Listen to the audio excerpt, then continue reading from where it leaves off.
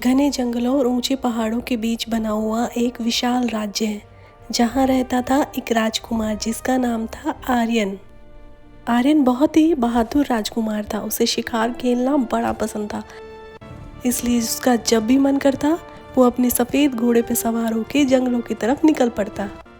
एक दिन जब सूरज ढल रहा था और जंगल सुनहरी रोशनी से चमक रहा था और अचानक हवा रुक सी गई। एक नीली रोशनी ने राजकुमार को चारों ओर से घेर लिया और अगले ही पल राजकुमार आर्यन एक नई दुनिया में पहुंच चुका था। उसने जो वहां देखा वो कल्पना से परे था।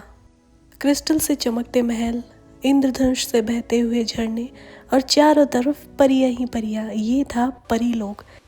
परीलोक को देख के राजकुमार आर्यन सोचता है कि ये कौन सी दुनिया है।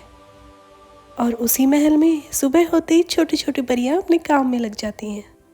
कुछ परियां फूलों में मैजिक डालती हैं और कुछ परियां गार्डन में फूलों में खुशबू डालती हैं। इस दुनिया में एक जादुई लाइब्रेरी भी है जहां परियां जादू की किताबों से अपने मैजिक पे प्रैक्टिस करती हैं।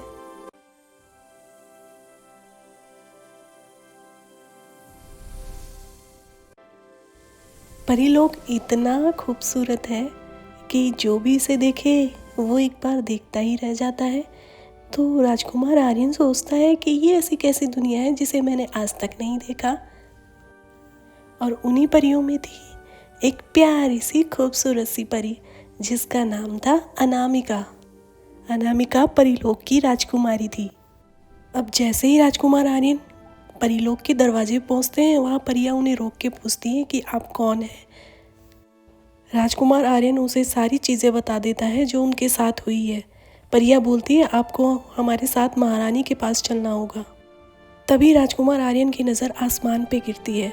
एक सुंदर सी राजकुमारी जिसकी खूबसूरती को देख के राजकुमार आर्यन एकदम अपने होश खो बैठे थे। वो थी राजकुमारी अनामिका। राजकुमारी अनामिका परीलोक की महारानी की सबसे लाडली परी थी और उनकी सबसे प्यारी बेटी थी। अनामिका सभी परीलोकों में सबसे सुंदर परी थी। धीरे धीरे समय गुजरा। अनामिका और आर्यन की नज़दीकियां बढ़ने लगी। ये बात महारानी को नहीं पता थी। अनामिका और आर्यन की दोस्ती कब प्यार में बदल गई उन दोनों को पता ही नहीं चला। दोनों ने फैसला कर लिया था कि वो दोनों जिंदगी भर एक दूसरे का साथ निभाएंगे। प्यार तो कर लिया पर प्यार करना इतना आसान भी नहीं है।